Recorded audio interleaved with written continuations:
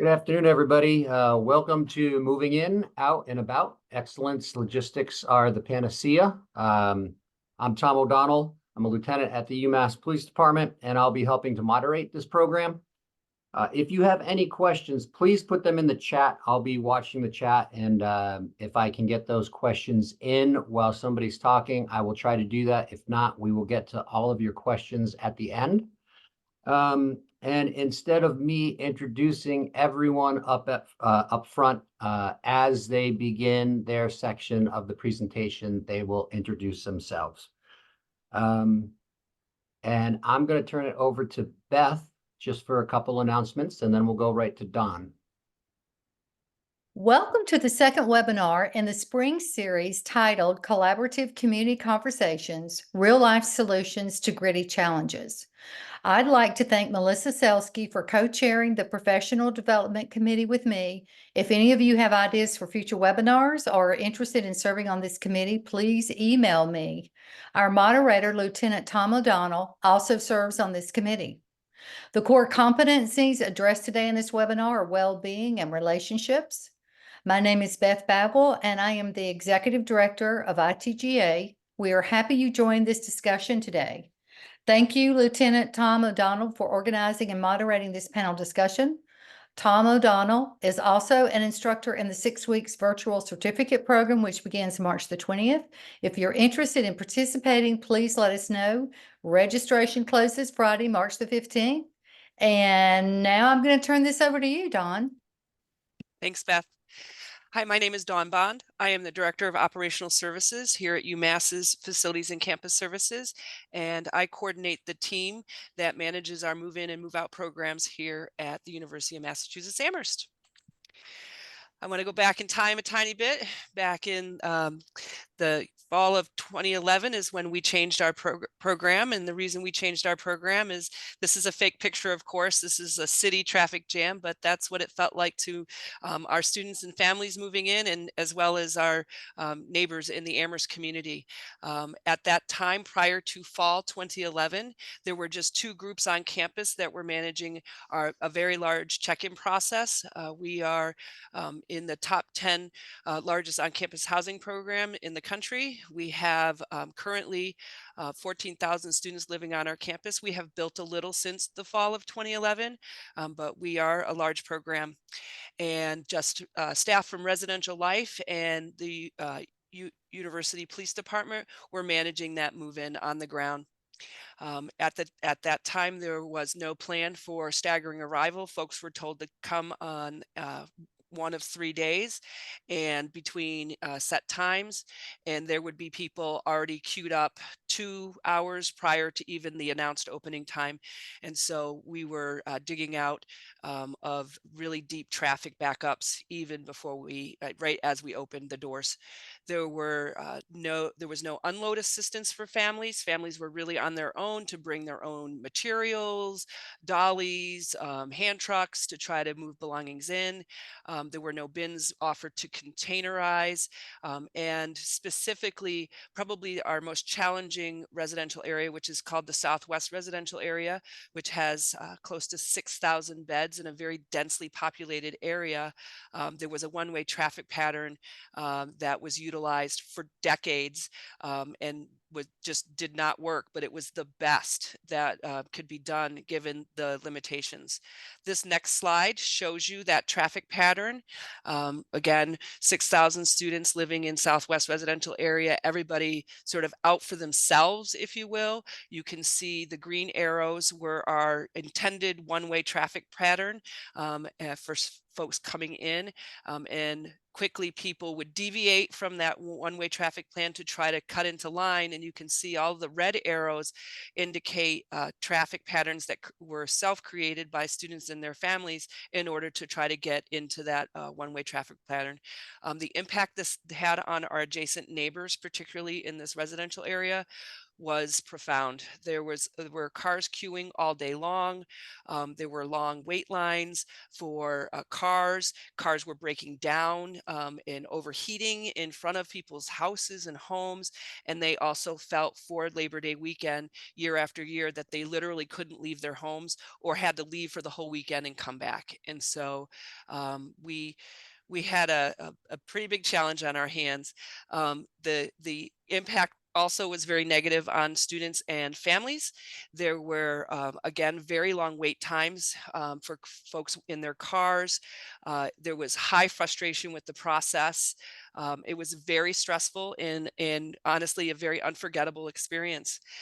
In the fall of 1988, I am a double alum here from UMass Amherst. My older sister was a junior and I was an incoming freshman, and my dad had the displeasure of bringing both of us to campus and moving us in. I was new, so I was the lucky one to get dropped off first, and I was assigned to the Southwest residential area. And literally to this day, my father can remember how bad that day was, and we all can actually, because it was not a very happy. It was a memorable experience, but it wasn't a happy one. There was no assistance at unload, and at the time, leading up to 2011, all of the process was done on paper. So that also was time consuming. There's also no picture on this slide because there was no one taking pictures. We were all that unhappy. So we'll go to next slide.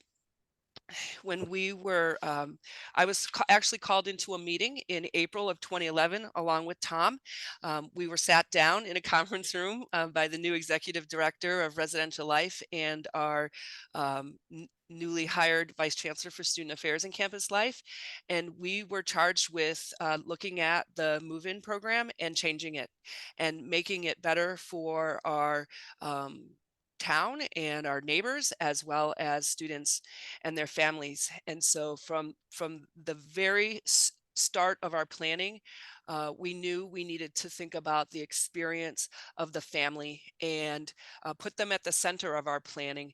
So the emphasis around all the decisions we made was an emphasis on the experience, because I believe that the second most important day of college is move-in. It's the most important, of course, is graduation, but the moving in experience is important and memorable and can be very emotional.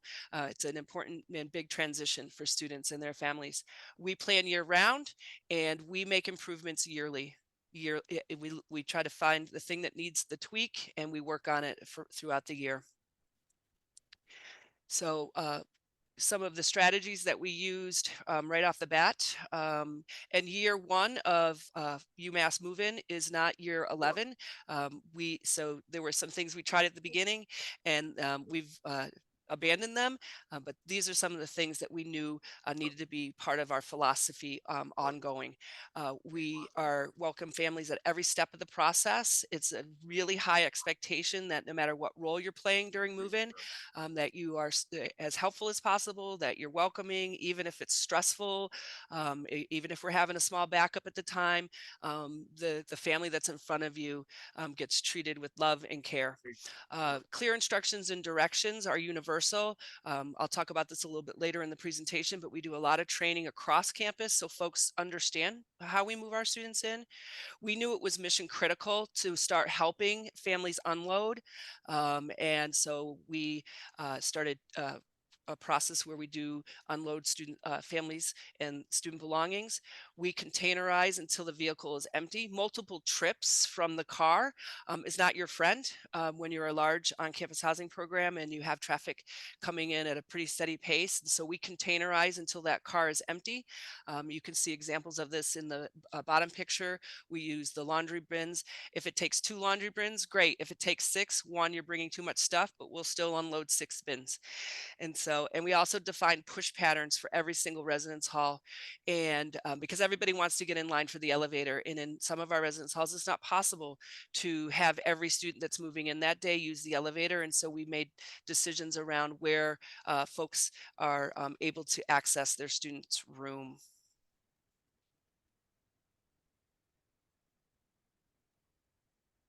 Hi, everyone. I'm Tony Maroulis, Executive Director of Community and Strategic Initiatives. I joined the move-in team, if you will, in 2014 when I joined campus. But before that, I was the Executive Director of the Amherst Area Chamber of Commerce in town. And so many of the impacts that Dawn talked about before are things that the Chamber of Commerce would hear about and then also complain about as well. Especially those impacts on our local business. Before I get started, I just wanted to shout out to our friends at Rutgers, that's my alma mater, and then also to Syracuse, where my son goes to school. So I saw that you were on the guest list today. Hope that this is really informative. So, at the heart of everything, there was already, quite a bit of improvement between the time of 2011 to 2014 when I joined the team. But one of the things that we all know at the heart of good town-gown relations is better communication. And that's one of the things that not only were the improvements to the campus move-in patterns communicated to our families and students that were coming in for the first time or coming to campus, anytime that they were moving in. But we were also communicating much better to our local communities. And so we started getting out the information about what we were doing to news and media, letting our local newspapers know that what the traffic patterns looked like, that businesses were open in downtown. All of that really mattered. We got word out through our community relations newsletter as well. But the other key thing was, clear signage in strategic locations throughout town, both mobile signboards that were mobile signboards that were borrowed from the local police in concert with them, and then also UMPD, and then lawn signs in strategic locations that pointed people in the right direction. And then also one thing that we always have to worry about right around move in and things that we started to tackle during my time here was making sure that we were paying attention to paving and roadwork conditions that were happening throughout the area. So with people that are coming from the eastern part of the state, from all over actually, but we were always trying to be aware of paving that would detour folks from critical locations, whether they're coming off the Massachusetts Turnpike, Route 91, things like that, Route 9, just to make sure that we made sure that we were transmitting all of that information out to those families that were coming with their students for that day as well.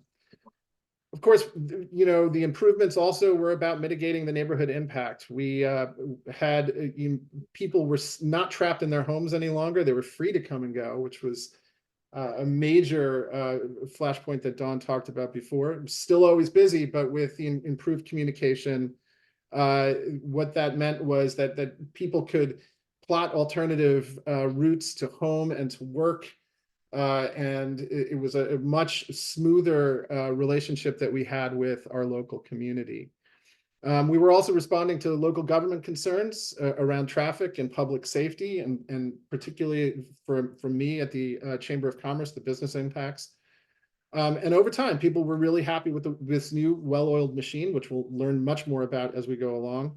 But this also allowed for new town-gown outreach, particularly with community members, town officials, and other town residents who wanted to see what we were doing on campus, so we would give them tours. And it was, I think, really a good experience for our neighbors to understand just how much work went into the move-in process, but then also how we were responding to concerns that they had, but also the customer service piece that we were providing those families and students on that first day. And then finally, over the last couple of years, we've gotten really good to local business concerns about traffic moving away from the central business district. We have worked with our local business organizations, the Amherst Downtown Business Association, and I'm sorry, Business Improvement District. I'm a part of that board, I should say that correctly. And then the Amherst Area Chamber of Commerce to promote local business. For every 10 cars that would go into certain places, we would have golden tickets that would offer 10% off at some of the local restaurants. And that type of promotion went really a long way to that partnership that we are so proud of. So next slide.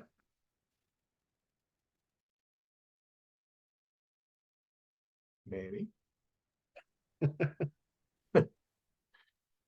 Don, do you just want to introduce this a little bit so that they understand how USS got involved, or Paul can do that, but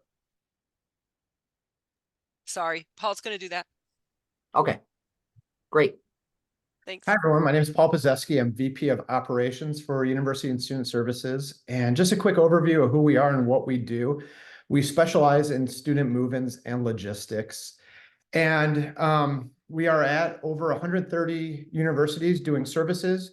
We do 45 move-ins across the country. And last year we moved in just over 85,000 students nationwide. And we're the creators of the cruise ship move-in. And where we got that name is, if you've ever been on a cruise, you drop off your luggage at the beginning, and by the time you get to your room, your items are in your room waiting for you. So that's the service that we offer at UMass. It's a full-scale move-in service. We help with the logistic of traffic patterns, move-in schedules, and the students pull up. We have USS staff in the yellow shirts that will unload the cars and bring the items up to the students' room, so that by the time they park, their items are in their room waiting for them. We're at 3 areas of campus. We're at the Southwest Towers, Sylvan, and Honors buildings, which is just over 4,500 students. And what it takes to move the students in, we have over 300 workers across campus. We fly in over 27 project managers. We have 40 supervisors. We use over 2,000 pieces of equipment, which is the boxes and dollies, or speed packs as they're known. Ramps, we have over 150 radios and a fleet of golf carts to make this movement work. One of the challenges that we have is with the towers, and Tom, if you could hold on to the video 1 second, I'm gonna just talk about the towers real quick. One of the challenges that we have with the towers, and it's one of the biggest challenges we've seen nationwide, is there's 5 towers, 4 of which are landlocked. They're 22 stories tall, and it's about 2,400 students in this area. And when I mean landlocked, 4 buildings use the same unload zone and exit on this fire lane. So to stay on pace, moving in 2,400 students, we have to unload a car every 2 to 2.5 minutes. And just to make it a little more exciting, each tower has 3 elevators, but 2 of those elevators don't go to every floor. So it takes a lot of communication and planning to make sure we stay on pace. And then this video we can show is just a sped up time lapse of one of the towers. It's John Adams building, and you can see the USS staff in the unload zone. A car pulls up, we have staff swarm the car, put all the students' items in bins. Students and parents stay with their car at all times. They're asked to stay in the car, but they like to get out and open the trunk for us. Once the stuff is unloaded, we label it, bring it up to the room, and the next line of cars pulls up. As you can see, there's cars passing on the left. So in this unload zone, there's other buildings unloading in this parking lot as well. So it does take a lot of careful planning to make sure that everyone stays safe and we can continue to unload the cars. And then once those cars are unloaded, they go and park. And by the time they return, their items are in the room waiting for them. But USS and UMass have a fantastic partnership. We're going on 12 years now. It takes a lot of planning. We start planning in October for the following year. We run a central command. So on move-in day, we make sure everyone is in constant communication with each other. If there's an item, a mirror that breaks, it's called in the central command and they'll contact USS, who will come over and pay for it on the spot. If a car breaks down, USS can contact central command and they contact the check-in station at the stadium. We can hold cars in the parking lot so that we don't have any backups at the hall. So it does take a lot of planning, but it's a fantastic partnership and it makes for a great experience for the students and parents. Hi, Dawn's back again. I'm going to overview some strategies that we use with the students to make the experience smoother. And one of the most important components that we implemented in the very early years of changing move-in at UMass is to stagger cars coming in every 30 minutes. And so we use what is called a move-in reservation. Some of our students select from times that are available. Students that are in our what we call USS halls that Paul just talked about are assigned times. We move those buildings in by floor. And so students are able to, in many of our buildings, able to select the time that is best for their family. And we ask them to come in at the beginning of their move-in reservation time. That helps us stagger traffic over a 9-hour period of time starting at 8 a.m. and ending at 5 p.m. We also, just like some of the numbers Paul just shared, we have, because of the way that we've made decisions, we need to check in 250 students every 30 minutes. We check students in 2 remote locations on our campus, and that is part of the strategy to move the traffic out of our residential neighborhoods and move it out a little bit further. The picture that has the umbrella in it with the 2 students at the white vehicle, that is behind our football stadium. And so half of our campus checks in on out where our football stadium is situated. And then the other half of our students check in on the east side of campus in a very large parking lot that we take offline and use for the 3 days that we move students in. We've also learned over the first couple of years that your check-in process has to be very disciplined. 2 students service every car. 1 student stays with that car the whole time, explaining what's going to happen next, and the other student is getting the student's key and getting them checked in. We'll go to next slide.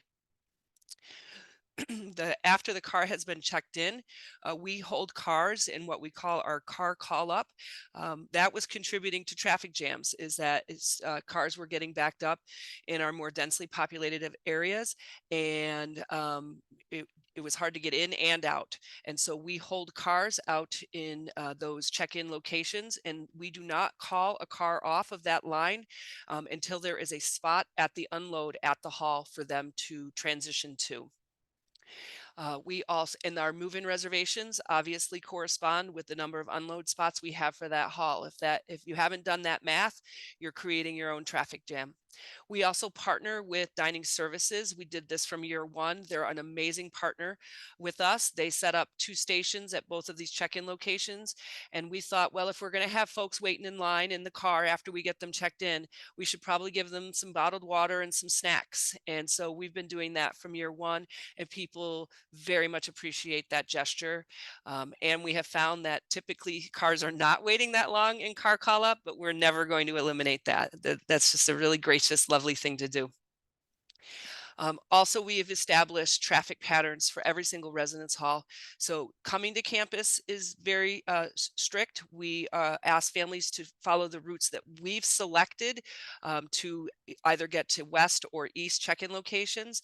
That is in an effort to keep folks from gridlock in our main corridor, as well as gridlock in downtown Amherst.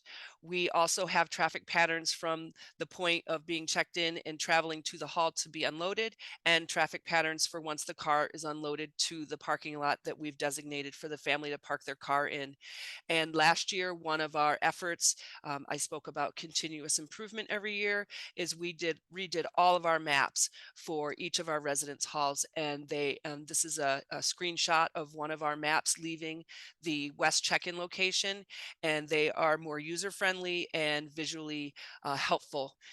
So we do ask families to follow our traffic patterns. When we meet with UMPD, we overview any changes that have been made to traffic patterns and share each building's traffic pattern with that really important partner group. This is a short video. It's a 1.5 minutes long, and it is going to take you from start to finish on our east side check-in.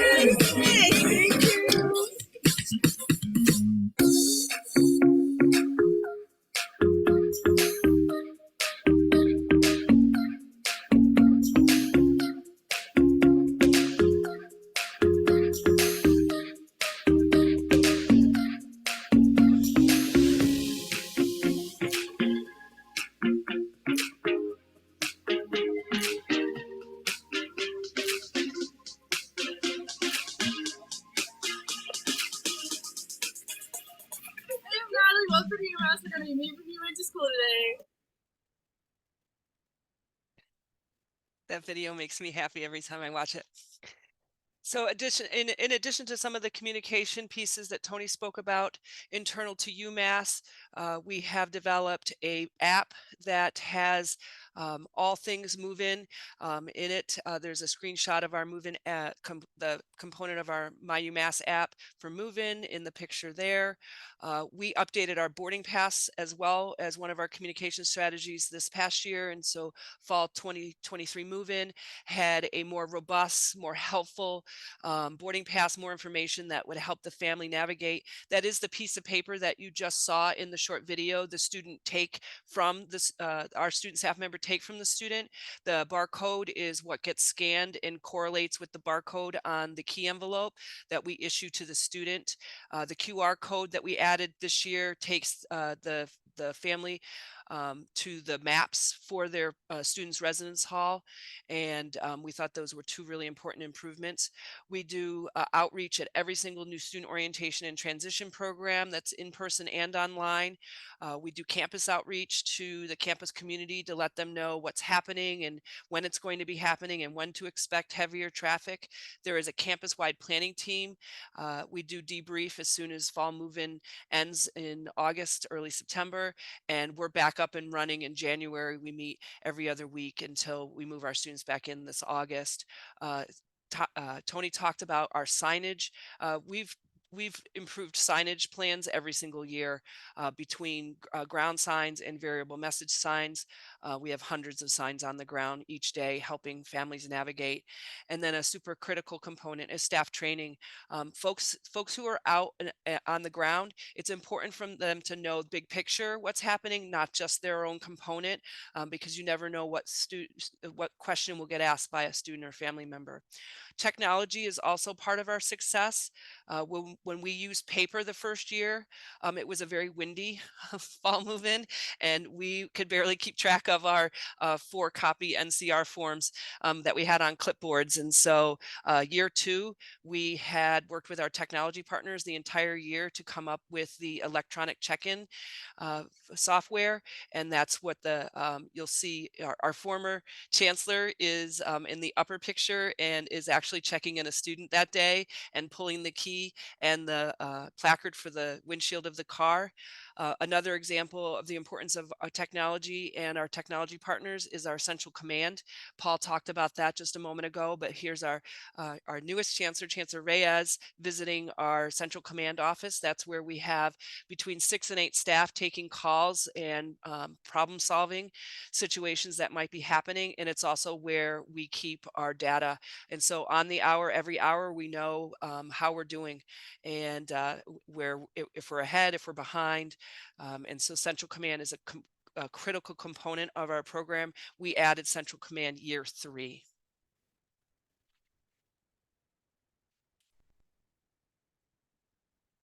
Thanks, Dawn. And hello, everyone. My name is Charles Sumto, and I serve as Director for Campus Housing at UVM. And it's truly an honor to be in space here with you. My section will cover a lot of tips that we are borrowing from UVM and how we are creating a new experience here at UVM to really support our students during move-in day. Most recently, my team and I and campus partners traveled to UVM to observe their move-in day activities in September of 2023. You should know that I first became aware of UMass opening day activities during my tenure at UConn, where we traveled to UMass Amherst to observe their move-in day program. Our goal at UVM is to provide an experience that is refreshing and engaging during move-in day to welcome more than 60,000 students here in campus housing. We know that move-in day is one of the most exciting times of the school year, and we get the opportunity to tell our story in so many ways to our students and families who will be joining us in August. Based on our trip in September, we will be incorporating the following best practices from UMass for this coming August. First, we plan to introduce to the campus community a brand new command center. The purpose of the center is to provide real-time check-in info from our students and families, check into their buildings to capture that experience on that day. We know that by having this information, it will help us to really understand the housing occupancy on that day. We will also be moving in students to monitor last minute changes so that we can best support them to have a smooth transition on opening day.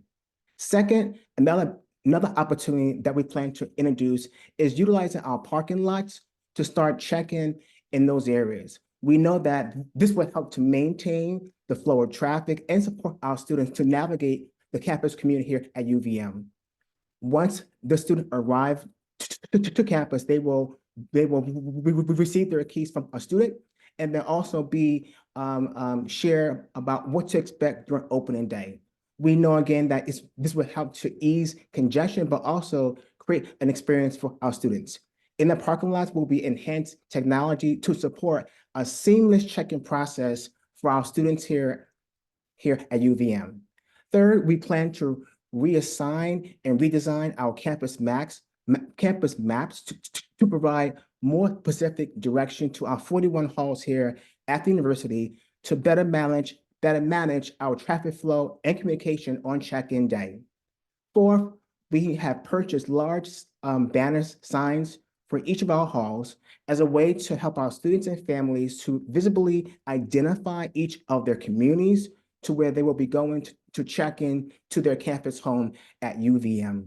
And lastly, building on a successful idea from last year from UMass, we will be continuing to provide breakfast and lunch for our students, for our first-year students and their families, aligning to our best practices that we learned at UMass. This will ensure that they can focus on settling in without concerns for dining arrangements throughout the city of Burlington. By offering these meals, we will showcase our dining services and align the offerings that our students can expect during the school year. So this concludes a glance in the future that we learned from UMass in terms of wonderful best practices to help merge our movement process here at UVM. By integrating these student-centered ideas, we aim to make opening day a memorable experience for our UVM students. These changes stem from feedback that I received when I arrived to UVM in June of 2022, emphasizing our commitment of creating a new and improved experience that supports students and puts students first. It is about purposeful thinking and meaningful action to enhance the living experience, especially on a day that may be so challenging for many families, bidding farewell to their students. Our goal is for families to leave UVM rest assured, knowing that their students will be in good hands at the university. Dawn?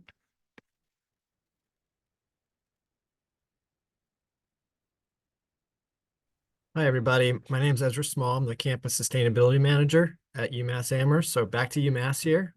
Thanks, Charles, for a look at what's going on at UVM. I'm here to talk about our New to You program. And what we've done with New to You is we've essentially reshaped and rethought what happens to all that stuff that Dawn talked about, that students bring to campus, that they need to purchase when they get to campus for their living situation, and also that what they need to get rid of in many ways, or what to do with when they move out at the end of the year. So what we've done is we've prioritized reuse over throwing anything away.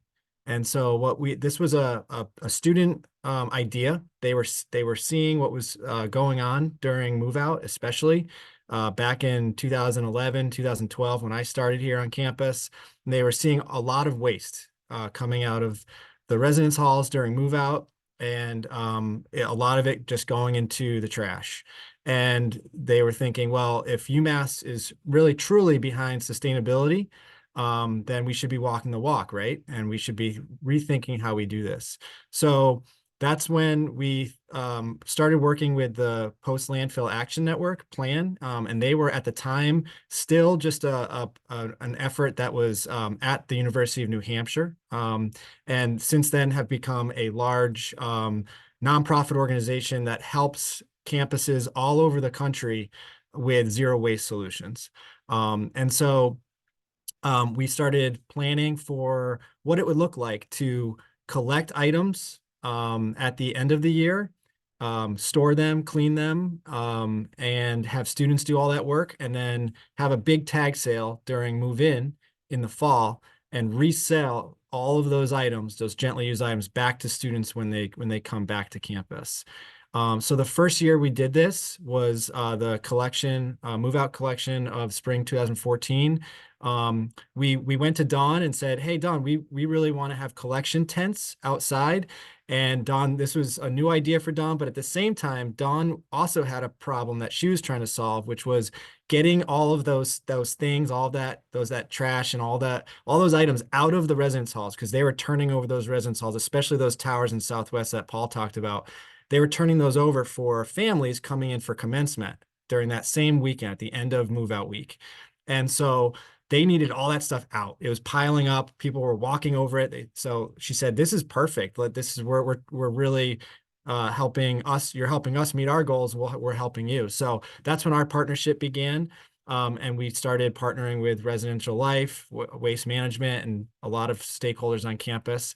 So since then, we've done this 8 years, 2 years during the pandemic. We didn't run New to You, but we now have 10 tents across campus in every residence hall. We started in just Southwest, and then we expanded it every year. So now we're in all 7 residential areas.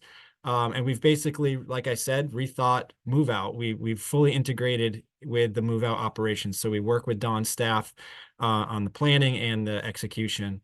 And we're essentially one of the largest move out programs, sustainable reuse move out programs in the US now. So here's Lori.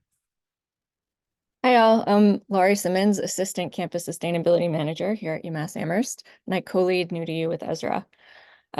So I'm going to talk about the logistics of New to You move out, while in the background you can see the results of those efforts. So Tom, you can go ahead and play that.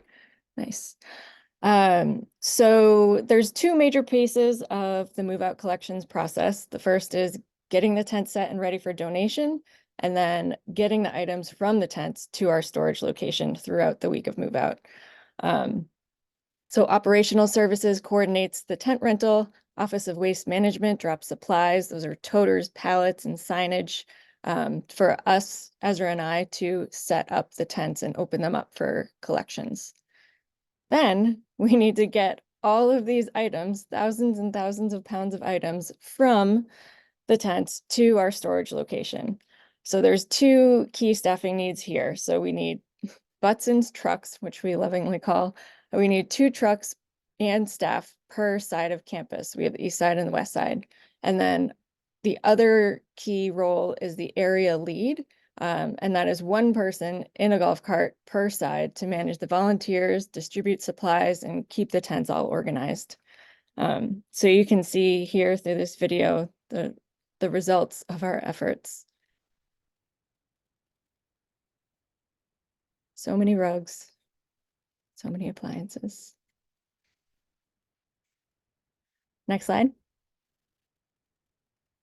Okay, so I'm going to talk about the tag sale. So Tom, you can run the video on mute while I talk, so you can get a sense of what that space that you just saw that Lori showed you turns into. This very organized space with everything cleaned and organized into a tag sale format for people to shop.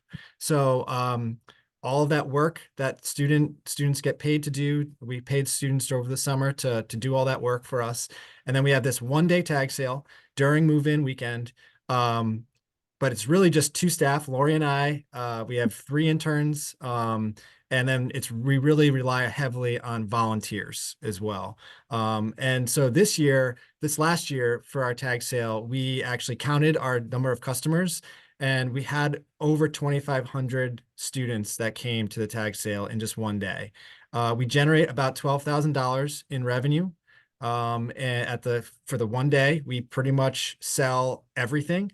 Some of the items that are left over that don't sell or that are broken, we usually just donate. and we put it on, different online communities like reuse communities, and people just come and take it.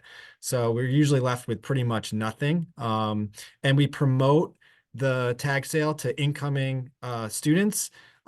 We have a lot of promotional partners on campus. We rely a lot on our partnership with the International Programs Office because a lot of international students take advantage of the tag sale. They have no car typically when they get to campus. They don't even know how the buses work yet. They don't know where the mall is. And so they rely heavily on our tag sale. And then also new student orientation. That's a huge promotional partner as well.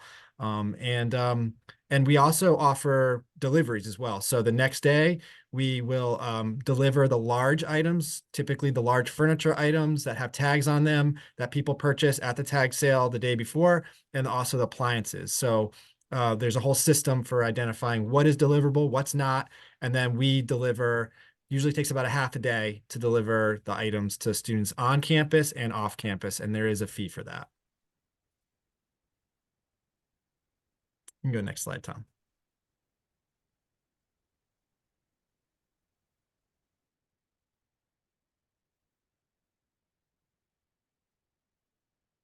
Here. Okay. So bright future. So pleased to share we have a new permanent location, which will allow for New to You to expand to a year-round thrift. We'll also be exploring opportunities to integrate e-commerce to further improve accessibility of the program. And then I just want to leave you with why we New to You. And here's a hint. It's all about the students. And here's what one student said. It allows me to be sustainable while in a new environment with new needs. I am also allowed to be less stressed because of ease of location and cost. So thank you everyone so much for your time. So Ezra or Lori, there's a couple questions here. Does in storage? Good question. So the revenue does not cover all of the costs, but what we do with the revenue is we return it. We basically revolve it back to our sustainability fund. So in the past, we've been running a sustainability fund on campus that's open to anyone on campus to propose an idea to green the campus. So it supports other projects on campus that are typically student-led. But it is open to any faculty, student, or staff person to propose ideas to us. So it does go to supporting other sustainability projects. Okay. And then where do you hold the tag sale? So we've had different locations over the 8 years that we've been doing this. We started in the student union, that got renovated, so we had to move out.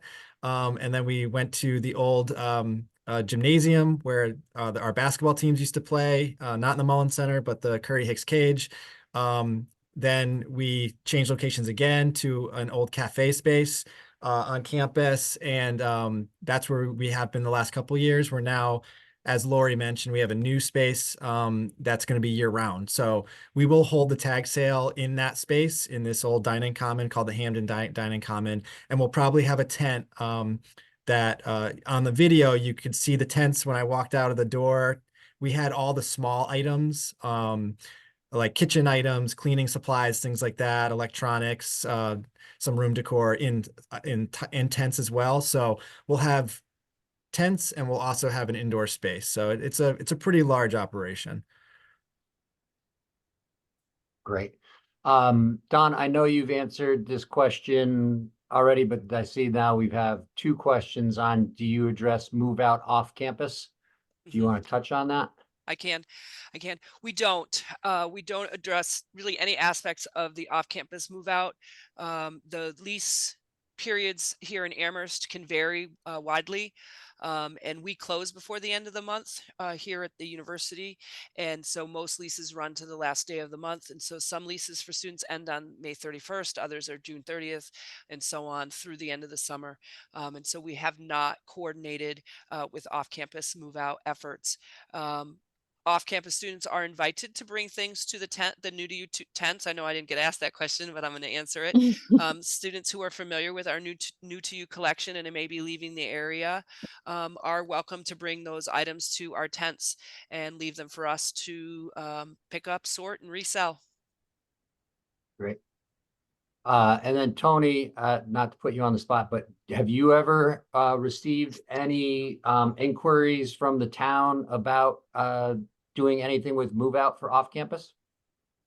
Actually, that happened in the last year. There was a major move out at one of the apartment complexes, and much of what was left there could have been recycled. So this is something that, along with our friends in the Department of Off-Campus Student Life, we're starting to explore what we could do to help mitigate that impact, because a lot of that does go to the landfill. And it's definitely something that we'd like to see more of it incorporated into Ezra's program. But then there might be some other things that we could do as well. And then Don, just going back to some of your presentation, I'm just wondering, what has the feedback been from families? Yeah, it's been fantastic, and we get a lot of praise throughout our move-in days. There's a Facebook page that families manage, not UMass, and sometimes they can be a little critical of things here at the university. And on move-in days, we get lots of praise on the Facebook Family to Family. We also have not year 1 or 2, but we take the chancellor out on tours during move-in, and I wouldn't take the chancellor out on a tour if I didn't feel like we were rocking it. And so we also have gotten the team, and it really is, can't overemphasize the campus partnerships that make move-in happen. Dining, IT staff, UMPD, Res Hall security does our unload zones. You saw our student staff out in the parking lots, residential life. We have student volunteers. First year we had 500 student volunteers. Last year it's dipped down a bit. We're at like 300 student volunteers who come and help unload cars. Paul's team does about 4,500 of our beds. The other about 99,000 beds are moved in by student volunteers, and we need a whole team in residential life manages that. And so we take the chancellor and other important folks. We've taken the provost out for the last couple of years. Our vice chancellor for student affairs and campus life has joined us every year, and show them the operation. And this is a really it's a pride point for our campus. Great. I do see in the comments too, Jeff from Boulder, it looks like they may do something with off-campus move out. And so he is put his email address in there if anybody had questions about that with what maybe Boulder might do. I certainly want to thank ITGA for giving us this opportunity to be able to present to you. We're not quite finished, but just want to thank ITGA. Also, thank all the presenters for taking the time to be here and imparting their knowledge on all of you. We have a couple minutes, and I'm just wondering if any of the presenters, something that you said, oh, I knew I wanted to talk about this, but I forgot, in like 30 seconds. So if multiple people do, and you don't have to, but I just want to give that out there. I'll just add, because there's some discussion about off campus. We do invite the entire surrounding community to come to the tag sale as well. It's not just open to UMass students. So we get families, obviously, but we also get community members as well that shop at the tag sale. And then we also, during move out, we also invite the community to drop off furniture or items or whatever they have at a number of the most accessible tents that we have during move out for new to you, like especially the one at the Horseshoe, at the top of the Horseshoe in Southwest. It's one of the tent areas where it's not really landlocked. You can really just drive up curbside and access the tent. So that's where we encourage folks from off campus to donate items as well. I guess the one thing that I would add is that as you look at your moving program for folks that are on this webinar who work on college campuses, year 1 isn't going to be year 3 and it will not be year 10. It's an iterative process. Not every year between 2011 and 2023 was completely perfect. There was a year where we had a pretty significant backup on the east side of campus due to how highly occupied we were in those residence halls. And so one of the lessons I learned from my colleagues and partners at USS is don't try to change everything. Don't try to fix every problem the next year. Pick a few significant things to fix, because if you try to fix everything, you won't know which ones worked and which one didn't if the fix doesn't happen. And so it really is about being deliberate with what are you going to improve this year? What were your most acute problems the previous year, and focusing on those. Because if you change too many things in one iteration, because you only get one shot at moving every year, right? And so you have a whole year to plan, and then just one shot at changing the experience. So be deliberate with what you choose to change year to year.